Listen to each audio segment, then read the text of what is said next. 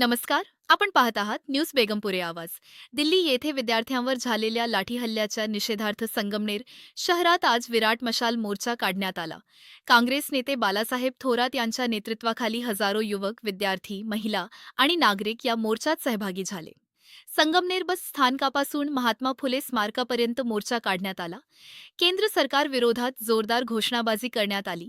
यावेळी बालासाहेब थोरात यांनी आंदोलन दडपण्याचा प्रयत्न म्हणजे हुकुमशाही असल्याची टीका केली. तसेच लोकशाही आणि राज्यघटनेच्या संरक्षणासाठी युवकांनी एकजुटीने संघर्ष करण्याचे आवाहन केले.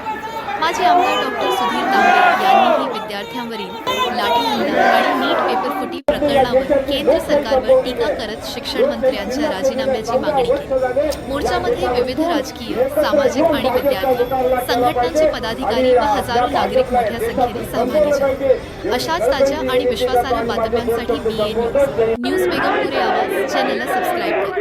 नमस्कार. आपण पाहत आहात न्यूज बेगमपुरे आवाज. दिल्ली येथे विद्यार्थ्यांवर झालेल्या लाठी हल्ल्याच्या निषेधार्थ संगमनेर शहरात आज विराट मशाल मोर्चा काढण्यात आला.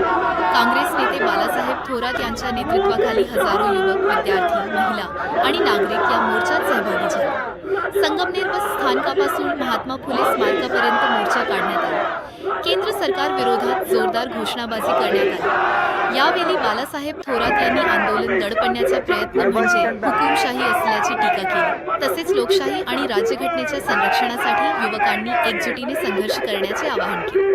माजी आमदार डॉक्टर सुधीर तांबे यांनीही विद्यार्थ्यांवरील लाठी हल्ला आणि नीट पेपरफुटी प्रकरणावर केंद्र सरकारवर टीका करत शिक्षण मंत्र्यांच्या राजीनाम्याची मागणी केली. मोर्चामध्ये विविध राजकीय, सामाजिक आणि विद्यार्थी संघटनांचे पदाधिकारी व हजारो नागरिक मोठ्या संख्येने सहभागी झाले.